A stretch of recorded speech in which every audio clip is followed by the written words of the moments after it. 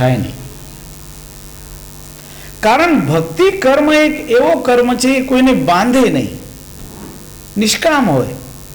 અને આ નિષ્કામ કર્મ એને થકાવા ન દે.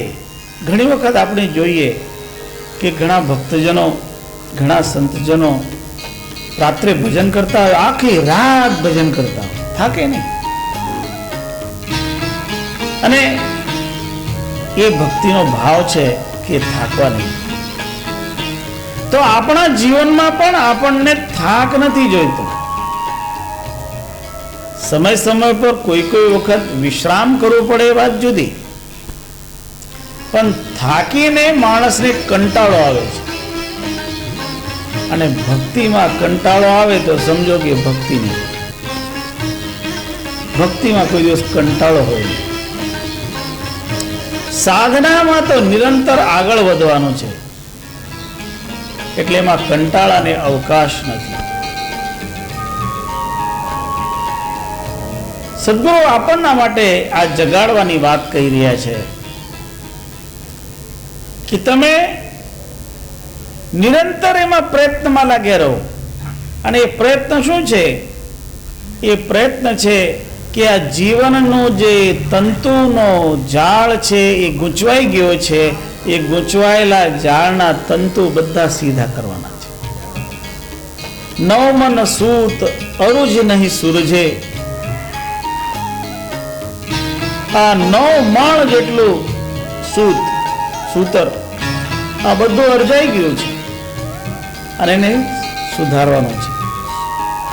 એને એવું બનાવવાનું છે કે એમાંથી બહુ સરસ વસ્ત્ર બની શકે, વણાઈ શકાય આવું સૂત્ર તૈયાર કરવાનું છે. એટલે આપણી જે આ ચાદર છે, આ ચાદર એવી સ્વચ્છ રાખવાની કે ફરીથી આપણને આનાથી પણ સારી બને, આનાથી સારી ચાદર. પરમાત્માની આ બક્ષિશ બહુ મોટામાં મોટી બક્ષિશ છે. અને આ ચાદરને શ્રેષ્ઠ કરવા માટે જ્ઞાન, ધ્યાન, ભક્તિ બધા ઉપાયો કરતા એમાં આપણાથી કંઈક શક્તિમાં કંઈક ઉણપ રહી જાય તો પણ આરતીના કાર્યક્રમમાં તો વધારે ભાર આપવાનો, વધારે ધ્યાન આપવું. અને આરતી શબ્દનો અર્થ છે સંપૂર્ણ પ્રેમ. આરતી શબ્દનો વિચ્છેદ કરવામાં આવે તો આ અને રતિ આ બે શબ્દો જુદા પડે. આ શબ્દનો અર્થ છે સંપૂર્ણ અને રતિ એટલે પ્રેમ. સંપૂર્ણ પ્રેમનું નામ છે આરતી. એટલે સાચી રીતે ભક્તિ એટલે આરતી થાય છે. પરમ પ્રેમનું નામ આરતી થાય છે.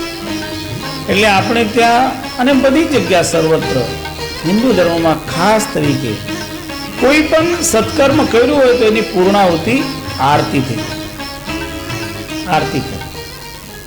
તમે કોઈ દિવસ વિચાર્યું કે જ્યારે આરતી કરે તો આરતી દીવો પ્રગટ કરીને કરે? જ્યારે કરે. એક વખત મને એક ભાઈએ આ પ્રશ્ન કરેલો કેનેડામાં, કારણ ત્યાં જે અંગ્રેજ લોકો હોય ને એ લોકોને ત્યાં આરતી વગેરે નથી થતી. તો એને આ મને પ્રશ્ન કરેલો કે તમે આ બધું દીવો પ્રગટ કરાવીને આમ ફેરવો છો, એનો મતલબ શું? આવો પ્રશ્ન કરેલો. બહુ સરસ વાત. આપણા લોકોને તો પ્રશ્ન થાય જ નહીં. શું કામ નહીં થાય? કારણ આપણે તો નાનપણથી જોતા હોય ને, એટલે આપણે નાનપણથી જોતા હોય, કરતા આવ્યા હોય. જે વ્યક્તિ કોઈ વસ્તુ વારંવાર કરતો હોય ને તો પછી એમાં એની શંકા નથી રહેતી, એ સ્વભાવ બની જતો હોય. પણ જેને કોઈ દિવસ નથી કર્યું અને પહેલી અને સમજનો થઈને કરવાનું હોય, આપણે તો શરૂઆત કરીએ ત્યારે બહુ સમજણા ન હોય ત્યારથી જ ચાલુ કરાય, એટલે પછી પ્રશ્ન રહેવાનું કારણ નથી રહેતું. પણ એને તો કોઈ દિવસ નથી કર્યું, 55 વર્ષનો માણસ થઈ ગયો છે, પછી પહેલી વાર એ આરતી કરતો હોય, આરતી જોતો હોય તો એના મનમાં જરૂર આ પ્રશ્ન જાગે કે આ શું કામ કરવામાં આવે. આપણે ત્યાં એક બીજી તકલીફ છે કે આપણે ઘણી વખત આપણા બાળકોને જ આપણે શું કામ આમ કરીએ સમજાવતા નથી, એને બતાવતા નથી કે આ શું, એને કહીએ કે આવું કરવાનું, અને એ શ્રદ્ધાળુ હોય. આપણા બાળકો શ્રદ્ધાળુ એટલે માતા પિતા કહે ને એ પ્રમાણે કરતા હોય, કરી લે. પણ આપણે એમને સમજાવીને કરીએ કે આનું હેતુ આ છે, આટલા માટે આમ કરવામાં આવતું, તો એમના મનમાં કોઈ શંકા નહીં રહે. અને સાચી રીતે શંકા લઈને કામ કરીએ એના કરતા શંકા રહિત થઈને કરીએ તો એમાં જ સિદ્ધિ છે. એટલે દરેક કાર્યમાં શંકાનું નિરાકરણ થવું જોઈએ. તો આપણે જ્યારે આરતી કરીએ, આરતીમાં આપણે દીવો પ્રગટ કરીને આરતી કરીએ, એના પાછળ ઘણા કારણ છે. પહેલી વાત તો એ કે આરતી એ સંપૂર્ણ પ્રેમ પ્રગટ કરવાની રીત છે. જો જગતમાં જુદા જુદા લોકોના પ્રેમ પ્રગટ કરવાની રીત જુદી જુદી હોય છે. નાનું બાળક હોય, તમે એને હાથમાં ઉપાડો, એને હલાવો ડોલાવો, એને કોઈ એનું મોઢું ચૂમે, કોઈ આમ એના માથે હાથ ફેરવે, એવી રીતે એને પ્રેમ કરે, એવી રીતે એને વહાલ કરે. બે મિત્રો મળે તો એકબીજા શેક હેન્ડ કરે, હાથ મેળવે, વધારે પ્રેમ હોય તો ભેટે. તો એ એક એમનો પ્રેમ પ્રગટ કરવાની રીત છે. આપણા વડીલો હોય તો આપણે શું કરીએ, એના પગે લાગીએ, ચરણો ઉપર મસ્તક મૂકીએ, ગુરુજનોના, વડીલોના. પણ જ્યારે બહુ વધારે પ્રેમ થાય તો આરતી. એટલે આરતી એ પ્રેમની પરાકાષ્ઠા છે. અને એમાં શું છે, એમાં એટલો બધો આદર જોડાયેલો હોય, આરતીમાં એટલી બધી શ્રદ્ધા જોડાયેલી હોય. જે શેક હેન્ડ કરવામાં શ્રદ્ધા નથી થતી, જે મળ્યા હોય બેઠા હોય એમાં શ્રદ્ધા નથી હોતી, જે શ્રદ્ધા આરતીમાં છે. આપણે ત્યાં ઘણી વખત આરતી કરવાના ઘણી વખત રિવાજ છે. જૂના જમાનામાં તો એવું હતું કે જ્યારે સંગ્રામમાં પતિ જતો હોય યુદ્ધમાં લડવા માટે, તો પત્ની એની આરતી ઉતારતી. દીકરો જતો હોય તો દીકરાની પણ આરતી માતા ઉતારતી, અને પછી એને વિદાય આપવામાં આવતી.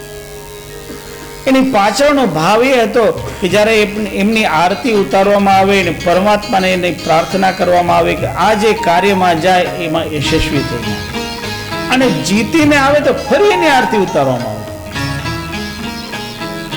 આ આપણી પરંપરા, આપણી એક સંસ્કૃતિ.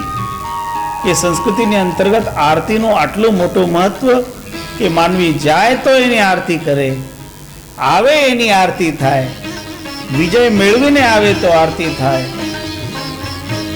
આ સંસારનો આખો જીવન એનો સંપૂર્ણ પ્રેમથી ભરપૂર કરી દેવાનો. જતો હોય ત્યારે એને કહેવાનું કે અમે તમને બહુ પ્રેમ કરીએ છીએ. આવતો હોય ત્યારે એને કહેવાનું અમારો પ્રેમ ઘટ્યો નથી, અમારો પ્રેમ હજી વધ્યો છે, એ નિરંતર વૃદ્ધિ પામતો. આરતી શબ્દનો અર્થ છે સંપૂર્ણ પ્રેમ પ્રગટ કરવાની વ્યવસ્થા. હવે જ્યારે એની સાથે શ્રદ્ધા અને ભક્તિ જોડાઈ જાય તો એ પ્રકાશિત થાય, વધુ પ્રકાશિત થાય. એટલે પછી એની સાથે ઘણી બધી બીજી સામગ્રી જોડવામાં આવતી. સદગુરુ કબીર સાહેબ જ્યારે આપણને કહે કે આરતી કરો ને, જ્ઞાનની આરતી, જ્ઞાન આરતી અમૃતવાણી, પૂર્ણ બ્રહ્મ લેહુ પહેચાની, જાકે હુકમ પવન પાની, વાકી ગતિ કોઈ વિરલે જાની, ત્રિદેવા મિલ જોત વખાની. કેવી રીતે વર્ણન કરતા કરતા એક એક વાતને સદગુરુ આગળ મૂકી રહ્યા છે. જ્ઞાન આરતી માનવીના જીવનમાં સાચી પૂર્ણતા જ્ઞાન દ્વારા છે. અને જ્ઞાન દ્વારા જે પ્રેમનો પરિપાક થાય, એમાં જે આરતી થાય એ પૂર્ણ બ્રહ્મને પ્રગટ કરે. પૂર્ણ બ્રહ્મ એની સાક્ષાત્કાર કરાવવાની ક્ષમતા જેમાં છે એનું નામ આરતી છે. એટલે આપણે જે આનંદ આરતી કરીએ એનો મૂળ હેતુ છે કે એમાં બધા જ જ્ઞાન, યોગ, ભક્તિ, અષ્ટાંગ યોગ એ બધું એમાં આવી જાય. એનું બધાનું ફળ આમાં આવી જાય. એટલે આપણને આ આનંદ આરતી કરવા માટે સદગુરુ કહે છે. આપણે કાલે થોડુંક આનું વર્ણન કર્યું હતું, આજે થોડુંક આરતીનું વર્ણન આગળ વધારીએ. આરતી બહુ વિશિષ્ટ છે, આપણે થોડો સંક્ષેપમાં એનો ભાવ લઈએ. જે વ્યવસ્થા છે એમાં એક સુંદર ચંદરવો બાંધવાનો હોય, ચંદરવામાં પુષ્પહાર લગાડે, પછી જમીનને બહુ સુંદર સાફ પૂર્વમાં કરેલું હોય, ત્યાં ગાદીની સ્થાપના કરે, ગાદી ઉપર શ્વેત વસ્ત્ર પાથરે, પછી ત્યાં ધોળા માટીના જે સુંદર સ્વચ્છ કરવા માટેનો ઉપયોગ કરવામાં આવતો હોય એનાથી લિંપન થાય.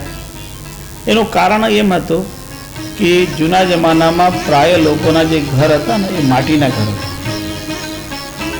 અને માટીના ઘરમાં રોજ લીંપણ કરવામાં આવતું જેનાથી ધૂળ નહીં ઉડે. હવે તો લોકોના ઘરમાં તો ફર્શ આવી ગયો, કોઈના ઘરમાં માર્બલ છે, કોઈના ઘરમાં ટાઇલ્સ છે, છતાં એનું લીંપન તો કરવું જોઈએ, સ્વચ્છ તો કરવું જોઈએ. કારણ ટાઇલ્સ હોય, માર્બલ હોય તો પણ એના ઉપર ધૂળ તો ચોટતી જ હોય, અને સ્વચ્છતા તો સૌથી પહેલાં રહેવી જોઈએ. કબીર સાહેબે સ્વચ્છતાને બહુ ભાર આપ્યો છે. જ્યાં સાફ ત્યાં આપ વિરાજે. જ્યાં સ્વચ્છતા છે ત્યાં જ પરમાત્માનો નિવાસ છે, અને પરમાત્માને સ્વચ્છતા નિરંતર શ્રેષ્ઠ લાગે છે, ગમે છે.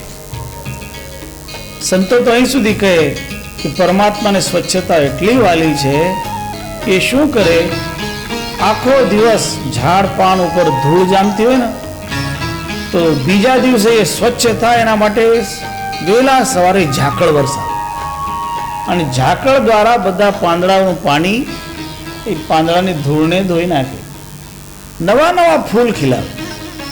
પરમાત્મા એવી કૃપા કરે કે રોજ સવારે જો તો જે જૂના ફૂલ કરમાઈ ગયા હોય તો નવા ફૂલ ખીલે એકદમ ચોખ્ખા દેખાય.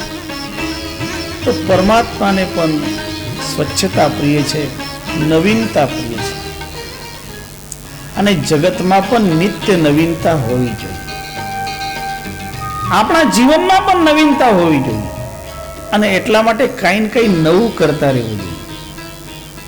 નવું નવું કરો, નવું નવું કરો તો એની શોભા વધે, એનાથી તમને વધુમાં વધુ એમાં આકર્ષણ રહે, અને તમને કોઈ દિવસ કંટાળો નહીં આવે. નવું નવું આવતું હોય ને તો કંટાળો નથી હોતો. એક જ વસ્તુ વારંવાર વારંવાર થાય તો પછી શું થાય, કંટાળો આવે. માણસને કંટાળો આવવો નહીં જોઈએ. એટલે ભક્તિમાં પણ નવીનતા, જીવનમાં પણ નવીનતા, કંઈક નવું શીખો, કંઈક નવું કરો. અને જે નવીનતમ જ્ઞાન પરમાત્માનું હોય એ તો પરમાત્માનું જ્ઞાન સ્વરૂપ છે. અને પરમાત્માનું સ્વરૂપ કેવું, તો નવતમ નામ સાહેબ કો રૂપા. પરમાત્માનું સ્વરૂપ કયું, કબીર સાહેબે કે પરમાત્માનું સ્વરૂપ એવું છે, સાહેબનું સ્વરૂપ એવું છે કે કાયમ નવું જ હોય, એ કોઈ દિવસ જૂનું દેખાય જ નહીં. જ્યારે જ્યારે જુઓ ત્યારે જુદું લાગે, કંઈક નવું લાગે. અને એ પ્રકૃતિની લીલા છે, આ પરમાત્માની એવી વ્યવસ્થા છે. એટલે આમાં કોઈને પણ કંટાળો થવો જોઈએ નહીં. અને એના માટે ખાસ કરીને આપણને સમજાયું કે તમે જ્યારે આ વિધાન પણ કરતા હોય ત્યારે નવીન નવીન વસ્તુ એમાં મૂકવાની, નવીનતા એમાં નિરંતર લાવવાની.